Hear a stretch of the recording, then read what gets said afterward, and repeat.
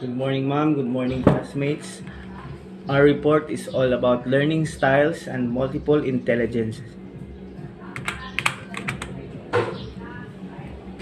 The term learning styles refers to preferred way that you acquire, process, and retains information from the way you learn best. Learning style is 1. A person's unique way of learning. 2. A result of an individual's perception and process experience. It is an essential element of effective learning, thus it develops an awareness of your own preferred learning style. The types of learning styles. Number 1. Types of learning styles, kinesthetic.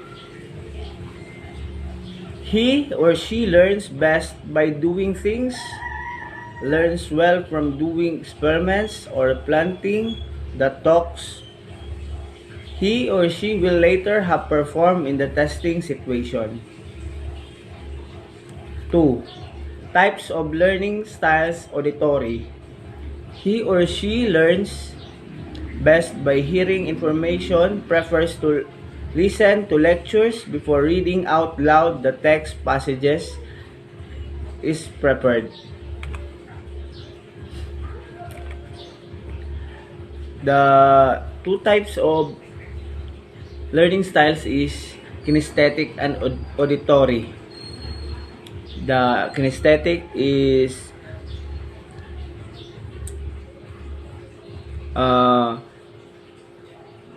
learning by doing the things, while the auditory is learning by lectures, theories, and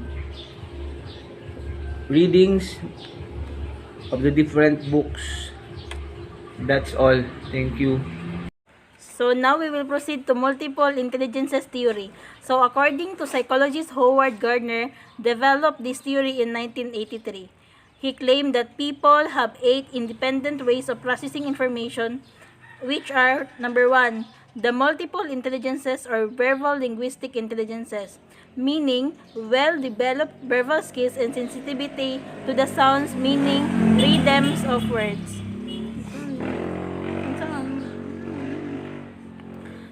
So, these are the people who are strong in linguistic or verbal intelligences. Sila yung able na gumamit ng words well. Then, sila yung magaling sa writing and reading. Then, these individuals are typically very good in memorizing words. Then, sila rin yung magaling magsulat ng mga stories at saka magbasa.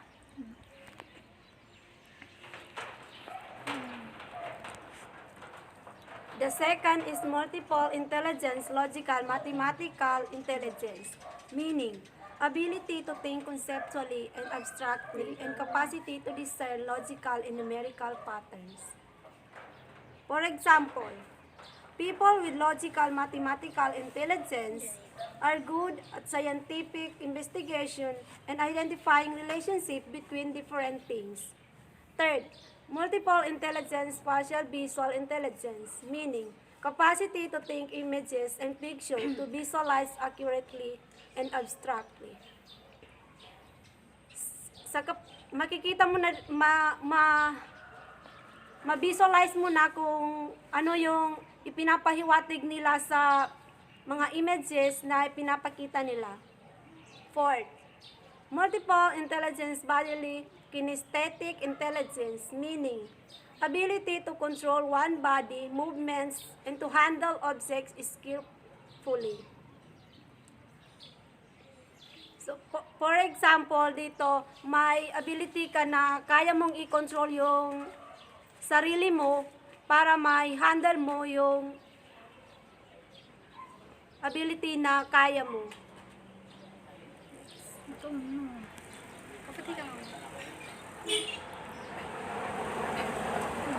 The fifth, multiple intelligence, musical intelligence, meaning ability to produce and appreciate rhythm, pitch, and timbre.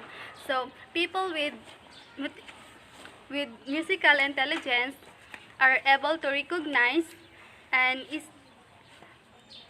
recognize pattern easily. Um, they are very sensitive to rhythm and sound. For example, they look for patterns to new information in order to increase learning. 6. Multiple intelligence, interpersonal intelligence, meaning capacity to detect and respond appropriately to the moods, motivation, and desire of others.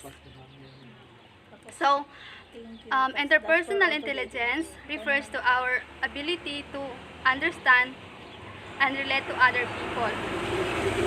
7. Multiple intelligence, naturalist intelligence, meaning ability to recognize and categorize plants, animals, and other objects in nature. So people with naturalist intelligence have sensitive and appreciation for the nature. The naturalist intelligence focuses on how people relate to their natural surroundings.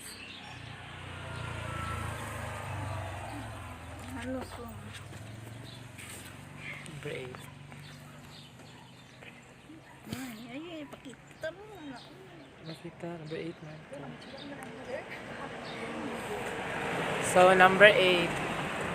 Multiple intelligence, essential intelligence, sensitivity, and capacity to tackle deep questions about human existence such as what is meaning of life, why do we die, how do we get there. So, this existence intelligence is one of many multiple intelligence that Garner identify. Existential intelligence involves an individual ability to use collective values and intuition to understand others and the world around them. People who excel in this intelligence typically are able to see the big picture. So, creating and experiencing, reflecting, analyzing, experience, integrating, reflective analysis, and concept develops, practicing, define, givens, practicing, and adding something to oneself, analyzing, experience for relevance, doing and adding to new, more complex experience, concrete experience, active experimentation, reflective observation, abstract conceptualization. So that's for all. Thank you.